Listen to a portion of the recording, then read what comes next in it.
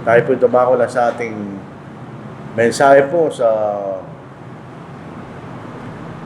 hapong ito. Nagulo si kanina eh. So ating pong mensahe, ang pangalan ay Great Decision. Yung mga mahalagang desisyon na ating gagawin sa ating buhay.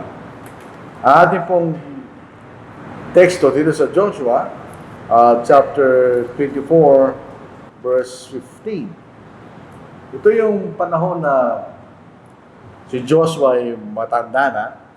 Actually, sabi niya, pupunta na siya sa daan ng mga tao kanya. Yung karaniwang pinupunta ng mga tao, sila yung mamamatay. Sabi ni Joshua, ngayon kung ayaw ninyong maglingkod sa Panginoon, ay piliin ninyo sa araw na ito kung sino ang inyong paglilingkuran. Kung ang mga o Diyos na pinaglilingkuran ng inyong mga ninuno sa kabila ng ilog, o ang mga Diyos na mga Moreo na nalupain nila inyong tinitirhan. Ngunit sa ganang akin at sa aking sangbahayan, kami maglilingkod sa Panginoon. So ito'y dakilang desisyon ni Joshua na yung basang Israel, bagamat nakita nila yung biyaya ng Diyos na naibigay sa kanila yung lupain na ipinangako ng Diyos kay Abraham sa Genesis chapter 15, pero sila pa rin na hindi tapat sa Diyos kanya.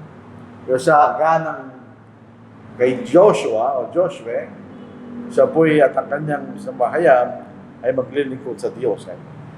So, ang desisyon ay mahalaga. May mga mahalagang desisyon na kailangan natin gawin sa buhay natin. Ano po? Ito po yung turning point sa buhay.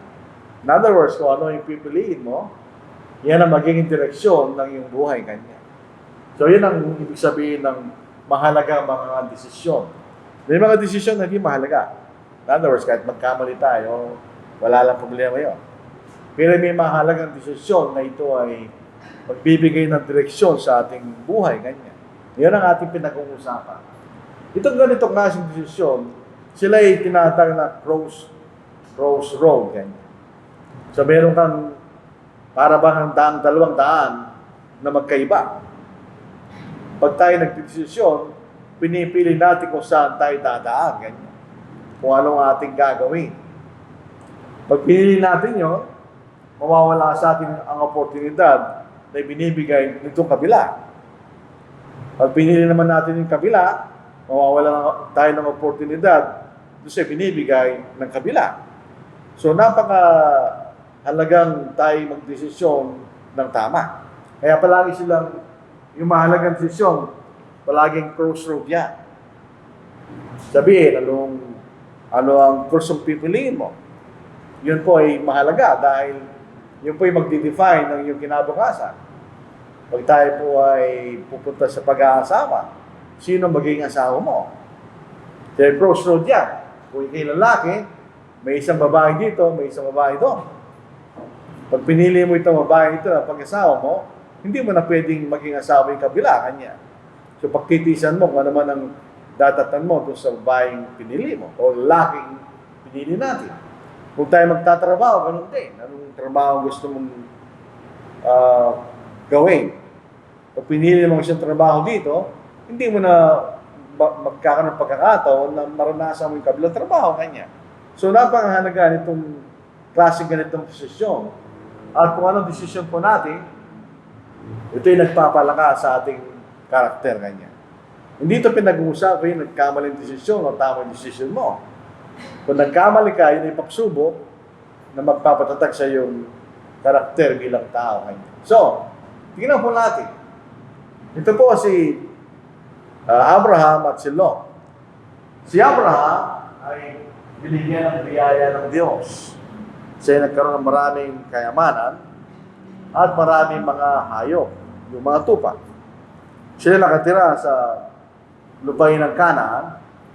Pero si Lot, dahil kasama niya si Abraham, siya rin ibiniyayaan ng Diyos. So marami silang hayupan. Ang problema, hindi kasya yung lupa sa mga hayop. Kumbaga sa prinsipyo ng economics, ito yung law of diminishing return. Na isang resource, masyado kang naglalagay ng input, yung kanyang bunga ay kakaunti kanya.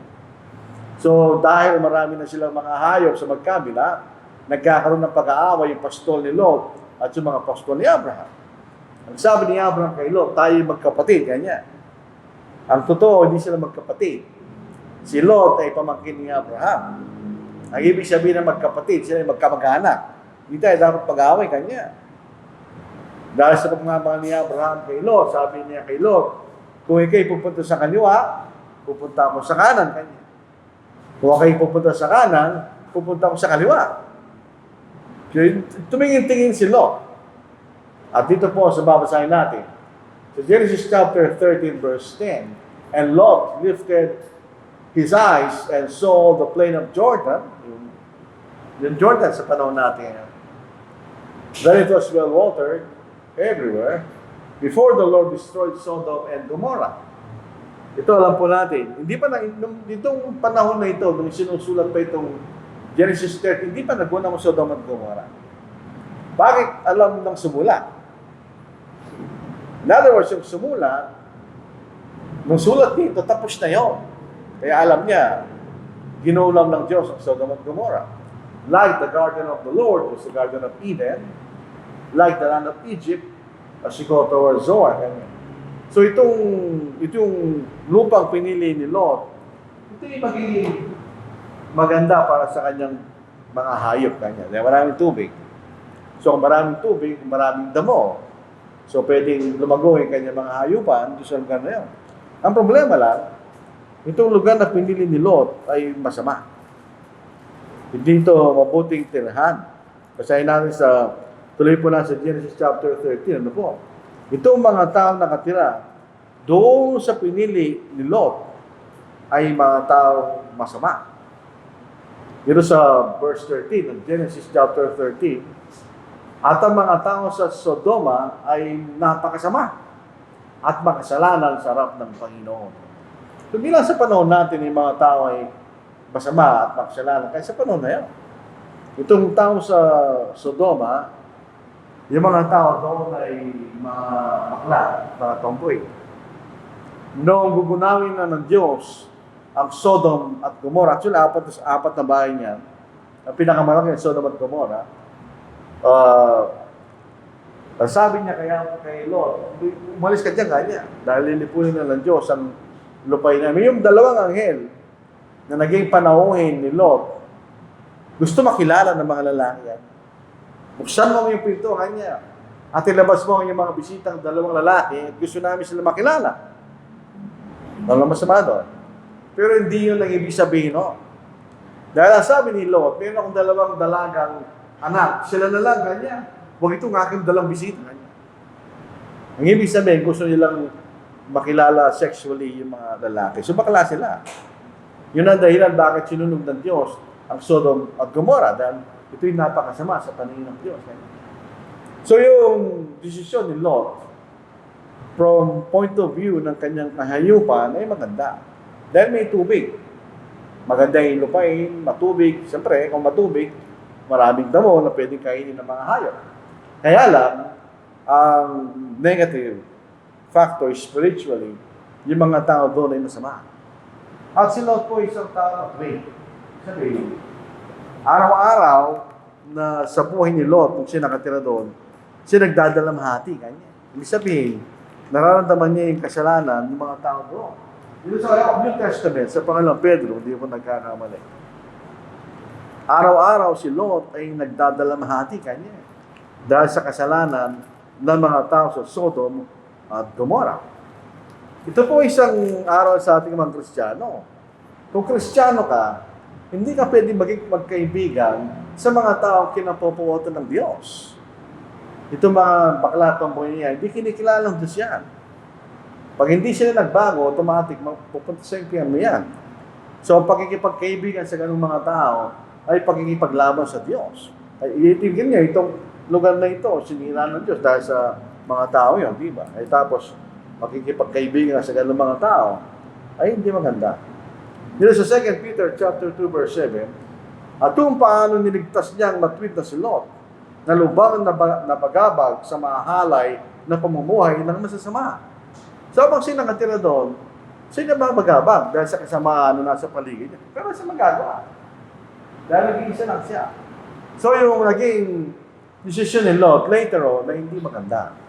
From a spiritual point of view, ito'y naging dahilan ng mga bagay na hindi gusto ni Lot. Dahil sila yung tumakas, at sila yung pumunta sa bundok dahil para hindi sila natatakot sila. Dahil yung kaugalian ng mga tao noon, ang isang lalaki, hindi siya maaaring mamatay na walang lahi. Pag namatay si Lot, dalawang babae lang yung kanyang magiging anak, mamamatay lahi niya. Ang ginawa ng dalawang dalagang anak ni Lot, sinipigan din yung anak nila. Nilasing nila si Lot, tapos sinipigan si Lot, yung panganay, ay nagdalang tao, at ang kanyang lahi ay yung lugar ng Moab. Tapos, yung pangalawang kapatid niya, sinipigan din niya yung si Lot, at nagkaroon siya ng nagdalang tao, at sila po yung mga Amonita kanya. So, yun naging consequence ng naging desisyon ni Lot. Kumisan, pag gumawa tayong desisyon, ganoon ang mangyayari sa atin.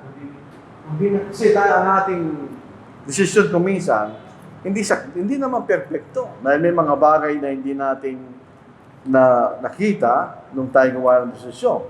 Ito po sa Kamikaan, chapter 14, verse 12. Ito sabi ng sumulat sa Solomon, may daan na tila mapit sa isang tao kanya.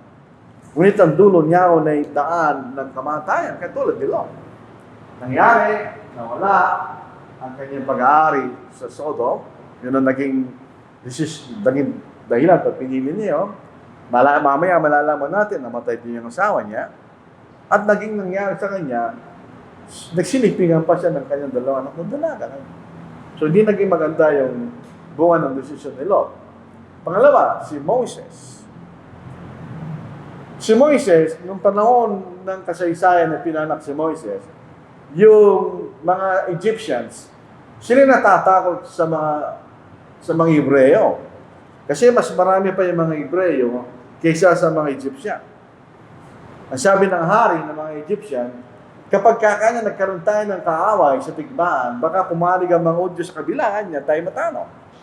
So ang ginawa ng mga Egyptian, pinahirapan nila ang mga Hebreo, ginawa nilang alipin. Pangalawa, inutusan ng ari ng Egypto na patayin ng lahat ng mga anak na lalaki na pinanganak. Kasi yung lahi ay hindi nakasalalay sa nanay.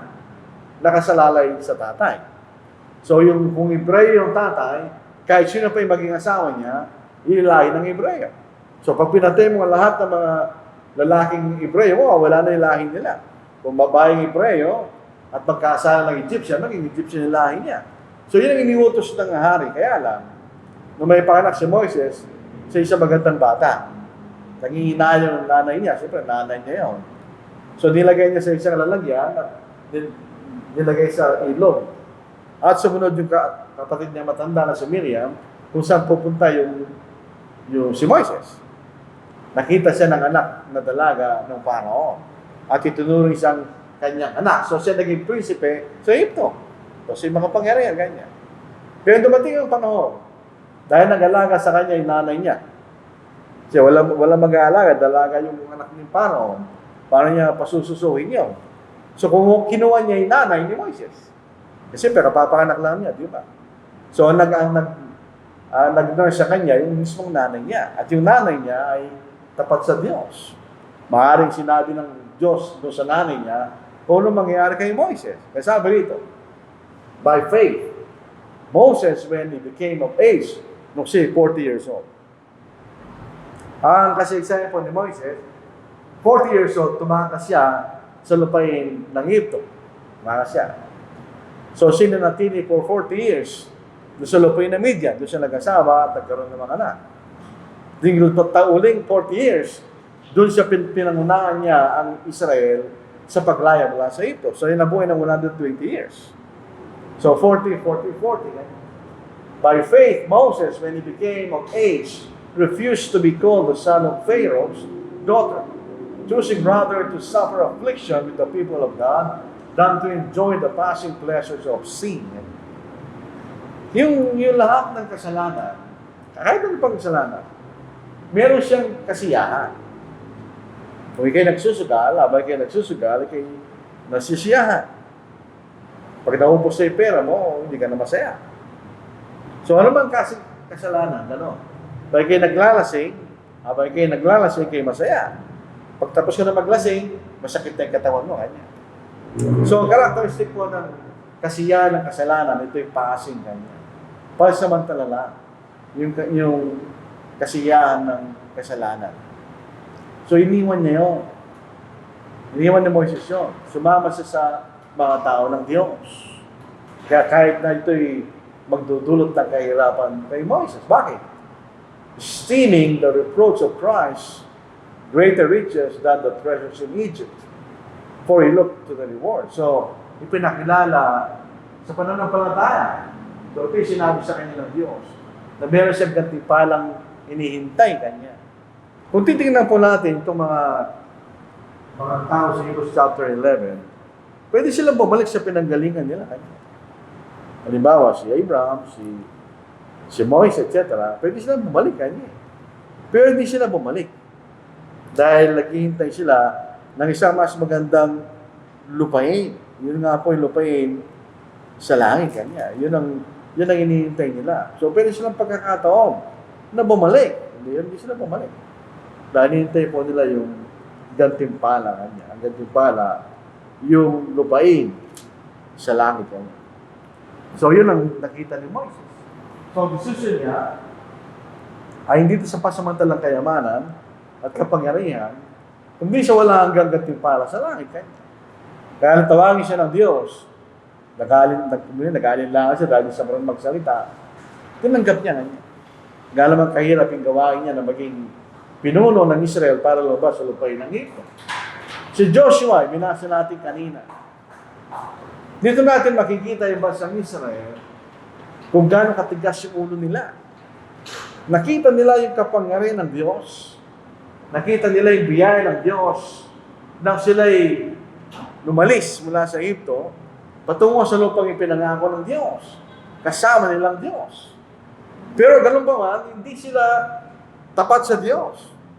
Tignan niyo, sabi ni Moises, ni Joshua, if it seems evil to you to serve the Lord, ganyan, kung masama na kayo maglingkod sa Panginoon, choose for yourselves this day whom you will serve, ganyan. O sige, bahala na kayo kung sino paglilingkuran nyo, ganyan. Whether the gods which your fathers served, yung mga Diyos na pinaglingkuran ng mga magulang, that were on the other side of the river, doon sa lupain ng Egypto, or the gods of the Amorites, in whose land you dwell, yung mga Diyos ng mga taong sa lupain na kung kayo nakatira niya. But as for me and my house, we will serve the Lord.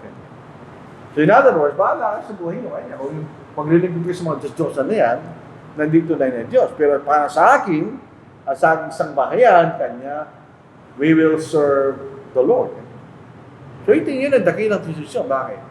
Sapagkat yun ay magdadala sa kanila sa tunay na tahanan sa langit. So yun po si Joshua sa kanyang naging desisyon. Si Ruth. Kung babasahin po niyo sa alalahanin ng Panginoon, ito po sa Matthew chapter 1, binabagit si Ruth. Siya po'y kasama sa lahi ng ating Panginoon. Siya naging asawa ni Boaz at ipinanganak nila parang kung hindi siya lolo, mas matandang siya pa. Basahin natin sa Matthew chapter 1. Ito yung salinlahi ng ating itingnan sa verse 5. Naging anak ni Salmon kay Rahab si Boaz. Naging anak ni Boaz kay Ruth kanya. Si Obed. At naging anak ni Obed si Jesse. Naging anak ni Jesse si Haring David. Kanya. So si Ruth ay pinanggalingan ng ating Panginoon. Kasama siya sa mga ninuno ng Panginoon. Pero si Ruth, hindi siya Israelita. Siya isang Moabita. Ang nangyari, nagkaroon po ng taggutom sa lupain ng Israel, at si Naomi at ang kanyang asawa, kasama ng kanyang dalawang anak na lalaki at ang kailang mga naging asawa, pumunta sila sa Moab para makipagsapalaran doon. Pero sinabing palad sila, namatay ang asawa ni Naomi, namatay rin yung kanyang dalawang anak na lalaki. So natira sa kanya, dalawang manugang na babae kanya. At uuwi na si Naomi sa kanyang lupain sa Israel. Dalawa yan, dalawang manugang. Isa si Ruth kanya. Eh, sito ang nagsasalita si Naomi. Ito yung Naomi. And she said, look, your sister-in-law has gone back to her people and to her gods. Kanya. Return after your sister-in-law. So, sumama ka na sa kanya. But Ruth said, entreat me not to leave you or to turn back from following after you. Eh, pabayaan mo kung huwag kang iwanan kanya. Oh.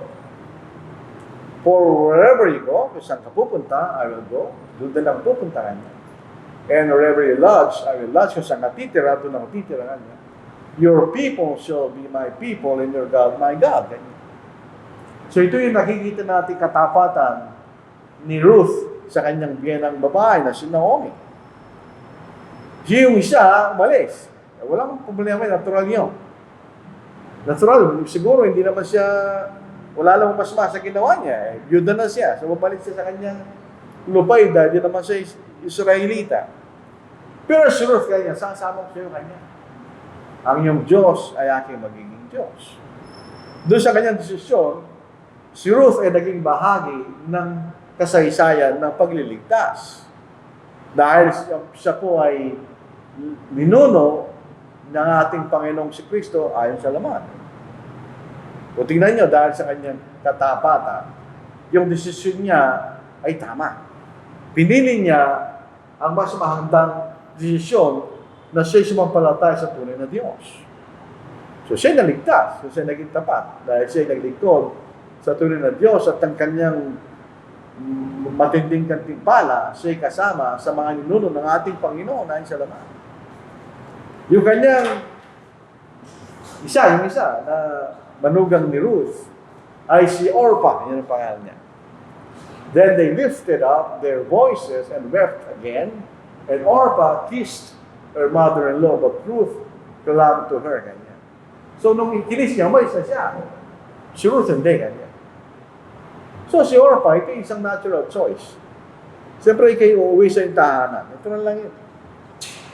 From spiritual point of view, hindi tama ang desisyon niya. Bakit? Dahil babalik siya sa kanyang mga Diyos-Diyosan, eh walang kaligtasan doon. So, yun ang naging desisyon niya. Pinintigan niya yun. Pero spiritually, hindi siya naligtas.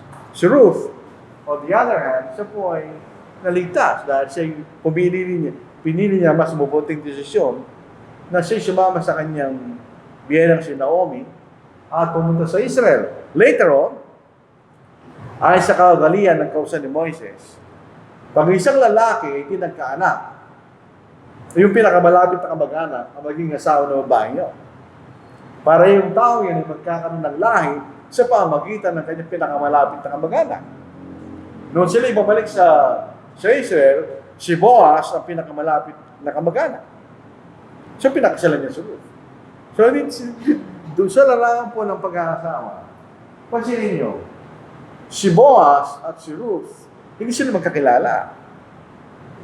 Pero dahil sa kautusan ni Moises, na yung pinakamalapit na kamag-anak, ang maging asawa nung byuda ng isang Israelita hindi nagkaanak, naging asawa ni si Ruth, kanya. So yung modernong aspekto ng pag-aasawa, meron yung pagmamahal aspect. Totoo yun. Pero pwede naging mag-asawa, hindi kayo nagmamahalan. And later on, magkakaroon kayo ng pagmamahala, matitibig ulit, magsasama kayo sa araw-araw. Diba? So, yun ang makita natin kasaysayan na Ruth. Yung prodigal son. Sa Luke chapter 15, mababasa natin ang kasaysayan ng prodigal son. Nagdesisyon ng prodigal son na kunin na niya yung mana niya, which is hindi correct. Dahil habang buhay ng ating mga magulang, wala akong mana. Magkakaroon ka lang ng mana. Pag namatay yung mga magulang mo, pupunta sa yung lahat ng kailang kayamanan. Eh, buhay pa yung tatay niya, kinuha na niya yung mana niya. Bigyan mo na sa akin yung mga karapatan kanya. At ako'y aalis na. Yun po isang maling desisyon. Dahil wala pa siya sa kanyang sapat na kaisipan para mamanage siya yung ganung kayamanan. So, nilustaylan niya yung kayamanan ng mana niya. Number one, niya pinaghirapan. At dumating siya sa punto na wala na siya kakainin. Kung babasahan natin yung kasaysayan, dumating sa punto na kahit na yung natitirang kahit pagkain ng baboy, gusto niyang kainin. Pero pansinin natin, ang mga Hudyo, bawal silang kumain ng baboy o umawak sa baboy dahil ang baboy marumi ayon sa kausan ni Moises. Doon nagkasala pa siya dahil sa kanyang maling desisyon. Later on, dahil siguro sa kanyang paghihirap, siya nakapag-isip. Natanggapin niya siya nagkasala. Say natin, I will arise and go to my father and will say to him, Father, I have sinned against you, heaven and before you. So, pag nagkasala tayo sa isang tao, hindi lang tayo sa tao yung nagkasala. Nagkasala rin tayo sa Diyos. Tandaan po natin yun. Si Joseph sa Old Testament, sa Genesis, noong yung asawa ni Potiphar na kanyang Panginoon, ay gustong sipingin si Joseph. Sabi ni Joseph, hindi ko pwedeng gawin yan ganyan. Hindi ko yun ay laban sa Diyos at sa aking Panginoon. Ang lahat ng mga bagay pinagkatiwala sa akin ng aking Panginoon, maliban sa iyo, sapagkat ikaw ay kanyang asawa kanya. So, ganoon din dito sa sabi niyo ng prodigal son, I have sinned against heaven and before you. So, pasinin natin. Ito yung desisyon na siya humingi ng tawa. Dahil nagkasala siya. Bago tayo magsisi, kailangan natin kilalanin na nagkasala tayo. Ang problema, pag hindi mo kinikilala nagkasala ka, hindi ka magsisisi. Maraming tao gano'n. Alam nila nagkasala sila, pero tinatago yung kasalanan nila. So hindi ka mapapatawad ng Diyos pag gano'n. Kailangan natin tanggapin na nagkasala ka. At gawin mo yung karampatan ganyan. Ang sabi ng prodigal son, I am no longer worthy to be called your son. Ngayon, nilustay yung kayamanan ng kanyang magulang. Ganyan. So, make me like one of your hired servants. Kung pagpapatuloy po natin itong kasaysayan na ito. Dito po, dahil maganda po itong kasaysayan na ito. Yung tatay, pagka kilala natin yung tao, kahit nasa malayo, alam mo siya yun. Kumisa nga, kahit sa loob ng madilim, alam mo si yung tao niya, siya yun eh. Dahil kilala mo siya, alam mo kanyang dalang, paglalakad, etc. So, nung sa malayo pa lang, nakita na siya ng kanyang ama. Kanya. So, tingnan po ninyo. Dito po sa verse 20. So, ito may at pumunta sa kanyang ama. Subalit habang nasa malayo pa siya, natanong siya ng kanyang ama, at ito'y awang-awa sa kanya, at ang ama'y tumakbo, niyakap siya, tinagkan. Ito po ang pagkakaiba na pagmamahal ng magulang sa anak kaysa ang pagmamahal ng anak sa magulang. Ama-anak, kumisa makitiis sila kayo ng mga magulang, pero yung magulang hindi nila makitiis ang kayo ng mga anak. Tignan nito, nilapustahan na itong anak na itong kanyang ama dahil nilustan niya ang kanyang mga pag-aari. Pero nakita niya yung anak niya, hindi pa rin niya matiis. Nagkaroon siya ng pagdiriwang. Later on, dahil sabi niya, ang aking anak ay namatay na at siya nabuhay na maguli. Yung kanyang nakatatandang kapatid, galit na galit, ba't ako hindi mo ko pinagdidiwang ganyan? Sabi niya kanyang ama, ang lahat ng sa akin ay sa'yo kanya. Pero itong kapatid mo kanya ay nawala at natagpuan kanya. So actually, itong Luke chapter 15, ito yung larawan ng Ebanghelyo. Tayo naligaw dahil sa kasalanan, pero pag tayo bumalik sa Diyos, tayo tatanggapin ng Diyos pag tayo sumunod sa kanyang kalooban. So yun ang prodigal son. Tama yung decision niya, di ba? Kung magpapatuloy siya doon sa ganung klaseng pamumuhay, wala na siyang pag-asa. Pero nagbalik siya sa kanyang ama. At siya ay pinatawad ng kanyang ama. Ngayon, kung may desisyon, ang kabaliktaran na ay indecision. Sa karanasan ng buhay natin, pag minsan, pag hindi ka decisive sa iyong gagawin, nakakasama. Kung kailangan mong patuloy mo. Pag hindi mo ginawa, hindi mo tutulungan yung tao yun. So yung mapapasama. Dito po sa Genesis chapter 19 verse 26, ang abiling ng dalawang anghel kina Lot, dahil apat lang sila, si Lot, ang asawa niya, dalawang anak niya. Huwag kayong lilingon, kanya. Huwag kayong lilingon sa pinanggalingan niyo. Eh, problema yung asawa ni Lot, hindi niya matiis. Bakit? Ito yung weakness ng babae. Yung babae nanay, titingin talaga yan dahil may naiwan siyang anak doon. Naiwan yung mga anak niya dahil may manugang na si Lot sa lugar ng Sodom at naiwan ang kanyang tahanan doon at naiwan ang kanyang kayamanan. So tumingin siya. Ano nangyari sa kanya? But his wife looked back. Ito yung kasalanan. Behind him, and she looked and she became a pillar of salt. So siya naging aligingas. Wala doon, namatay siya. Nung nangaral ng Panginoon later on sa Luke chapter 17 verse 32, na sa bansang Israel na dapat sila'y gawa ng kailang desisyon at pag tumanaw sa kailang kasalanan, sabi niya, remember Lot's wife. Nung siya tumingin sa likod, siya naging aligingas. So yun ay indecision. Dahil kung siya yung tatlo, hindi siya tumingin. Decisive sila, huwag tayong titingin kanya. Kahit ano mangyari, ito tumingin. So hindi siya sold doon sa decision na yun. Kaya napahamak siya. Yung bansang Israel, sa panahon ng Propeta Elijah, napahamak din sila. Dito sa 1 Kings chapter 18 verse 21. So ito po isang simpleng talata. Pero kung tayo maglilingkod sa Diyos, maglilingkod ka sa Diyos. Huwag ka lang magdalawang isip kanya. And Elijah came to all the people and said, how long will you falter between two opinions? Kayo kanya, hindi nyo alam kung anong yung pipiliin kanya. Palipat-lipat kayo ng isip nyo kanya. If the Lord is God, follow Him. But if Baal or Baal, follow him. Kanya. But the people answered him not a word. So in other words, sabi ng ni Baal, dapat magkaroon kayo ng Diyos. Kung ang tunay ng Diyos ang pipiliin niyo, sumunod kayo sa kanya. Pero kung si Baal, sumunod kayo kay Baal, kanya. Hindi sila nagdesisyon. Wala silang sinabi. So siya pinarusahan ng Diyos. So tayo maglilingkod sa Diyos, maglilingkod tayo sa Diyos. Kung ayaw maglingkod sa Diyos, huwag ka maglingkod sa Diyos. Dahil kayo mapapahamak pagdating ng panahon. Wala silang desisyon.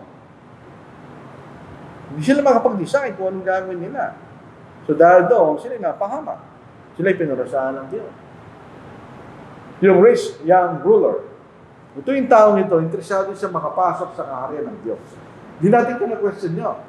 Dahil kung hindi siya lalapit sa Panginoon. At itatanong niya, kung ano kanyang gagawin para makapasok sa kaharian ng Diyos. Kabasahin natin. Now, a certain ruler asked him, saying, good teacher, what shall I do to inherit eternal life? Para magkaroon ng kabuhay na wala ka. Sabi niya, good teacher. So Jesus said to him, why do you call me good? No one is good but one. That is God. So, pag tinawag mo mabuti, ibig sabihin, Diyos ako kanya. Dahil ang tayong mabuti ang Diyos. You know the commandments, do not commit adultery. Very interesting nila po. Itong kasalanan ito, palagi nauna sa listahan ng kasalanan. Do not commit adultery. Ang ibig sabihin adultery, ikay may asawa at ikay mayroon pang relasyon sa iba. Do not murder, huwag kang papatay na walang dahilan.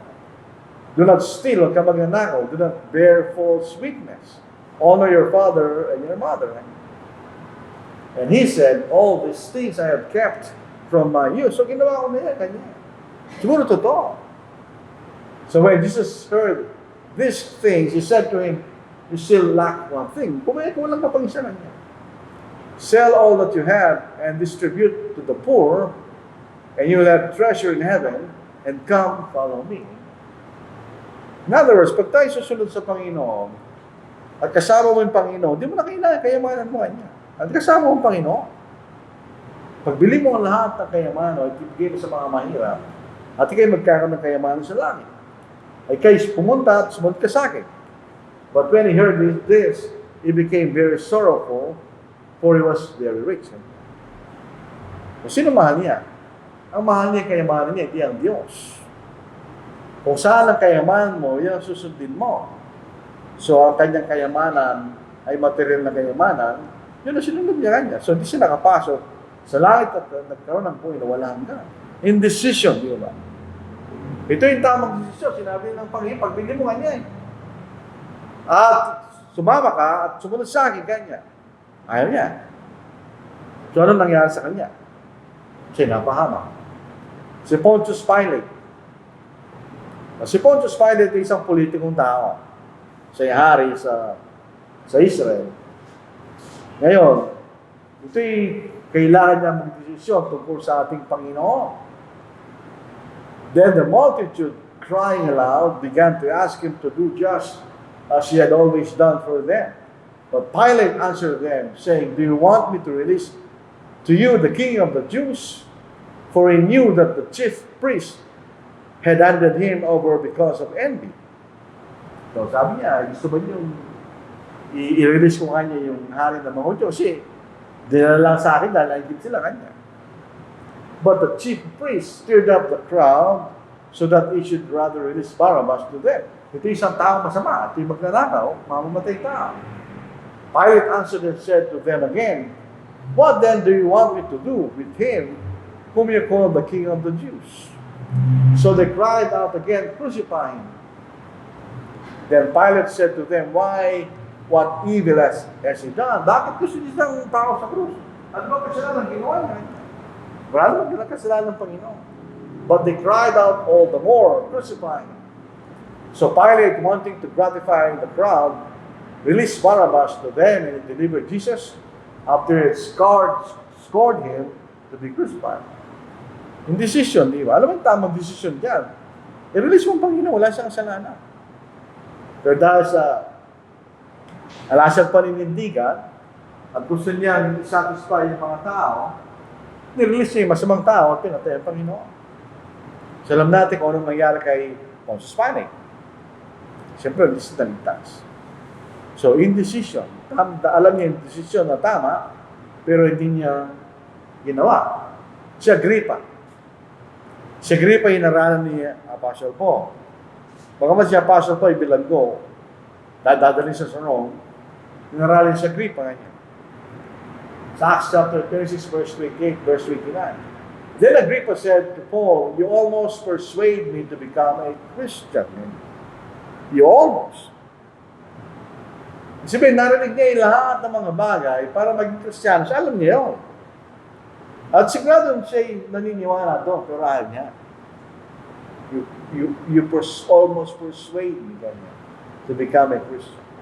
And Paul said, I want to God that not only you, but also all who hear me today might become both almost and altogether such as I am, except for this change. Gusto ko hindi lang ikaw, ngayon pati yung mga nakikilig ngayon na maging Kristiyano rin. Unfortunately, si Agrippa, because of indecision, hindi siya naging Kristiyano. Alam natin kung saan napunta sa Agrippa nung siya namatay. Hindi rin siya naligtas. So itong paggawa ng desisyon, hindi ka pwedeng hindi ikaw ang gagawa. So 5 desisyon na dapat natin gawin. We will decide for ourselves. Ikaw ang mag-decide. Pwede kang tulungan ng iba, pero in the end of the day, ikaw mag-decide. Dahil meron tayong kapangyarihan na pumili. Binigyan tayo ng isip ng Diyos na gamitin natin. At yun ang gagamitin natin para piliin natin yung desisyon natin. Binigyan na lang utak ng Diyos, gamitin mo. Pag hindi utak yung ginamit mo, mapapahamak ka. Kahit anong larangan, kailangan gamitin natin ang utak natin. Isa sa lahat ng pag-ibig, ginagamit natin ang damin, mali yun. Dapat isipin mo rin yung pinabasa mo. Ang Diyos, God will not make a decision for no one. Hindi magdidesisyon Diyos para sa atin. Dahil sinabi na ng Diyos kung anong gagawin mo. Hindi na siya magdidesisyon para sa iyo. Meron nakausap na isang kapatid. na dati na kasama natin. Nawala siya ngayon. Na-discover namin yung kanyang kalagayan ay hindi maganda dahil siya mismo ay hiwalay. Meron siya dating asawa. Yung naging asawa niya ay hiwalay din. Dinivorce na lalaki ang asawa niya sa US para mapangsamin yung taong ito. Sabi ko sa kanya, mali yung decision mo, sister. Pag hindi ka maliligtas. Ang sabi niya sa akin, nilagay na po namin sa Diyos ang desisyon. Hindi magdidesisyon ng Diyos sa iyo. Ikaw magdesisyon. Sinabi na ng Diyos kung anong kalagayan mo ka. Ikaw yung nagkakasala sa Diyos. Bakit siya magdidesisyon para sa iyo? Nag-aaral sa akin. Hindi rin magdidesisyon ng Panginoon para sa atin. Dahil sinabi na ng Panginoon kung anong gagawin mo. Hindi rin magdidesisyon ng Espiritu Santo para sa atin. Dahil ang Espiritu Santo nagsulat ng banal na sulatan. Yung mga anghel, hindi rin. Magdesisyon para sa atin. So saan, kahit sinong tawagin mo, hindi sila magdidesisyon para sa atin. Kahit yung mga lahat sa buhay, hindi sila magdidesisyon para sa atin. Kung ito'y tatungo sa kaligtasan, especially, hindi sila magdidesisyon para sa atin. Tayo ang magdidesisyon para sa atin. Sabihin, kung ano mang spiritual desisyon dapat natin gawin, tayo magdidesisyon. No? Hindi tayo pwedeng pilitin ng sino man, ikaw ang magdidesisyon. Kung hindi tayo Kristiyano, tayo magdidesisyon, no? Hindi tayo pwedeng pilitin ng sino man. Para maging Kristiyano ka, pipilitin ka, hindi pwede yun. You have to make your own decision. So kung tayo Kristiyano, tayo nagkakasala, you have to make our decision na magsisit, manumbalik sa Diyos. So ano man ang decision na yan? Ang tanong natin, what is our decision? Tayo ba yung magpapatuloy na susunod sa Diyos? Kung nagkakasala tayo, kailangan natin magsisi. O kung tayo di Kristiyano, kailangan tayo sumunod sa Ebanghelyo. At hindi natin pwedeng patagalin. Dahil sa pangalang Korinto, ika-6 na kabanata, pagdating ng Judgment Day, lahat ng bagay ay mahahayag. Kung meron tayong tinatagong pagkakasala, ayaw lang malaman ng sino man, at hindi mo pinagsisisihan, malalaman din ng tao yun, ng Diyos yun. Malalabas yun. Kaya sabi ni Pablo, yamang gumagawa kaming kasama niya, nananawagan din kami sa inyo. Huwag inyong tanggapin ng biyaya ng Diyos ng walang kabuluhan. Sapagkat sinasabi niya, sa panahong kanais-nais ay pinakinggan kita at tinulungan kita sa harap ng kaligtasan. Sino sa atin ang hindi nakatanggap ng biyaya ng Diyos? Dito tayo eh. Ang pagkain natin, si Tekra, saan galing yan? Sa Diyos. Ngayon ang panahong kanais-nais, ngayon ang harap ng kaligtasan na niya. So, this is, ang palagi decision natin ay ngayon. Dahil yan lang sa atin. Ngayon, mamaya, hindi sa atin yan. Hindi pa natin alam yun eh. Yung bukas, hindi rin sa atin yun. Dahil di pa rin natin alam yun. Ang alam na natin ay ngayon. Kaya sabi ng ni Pablo, ngayon. So ito po ang ating mensahe po sa hapong ito.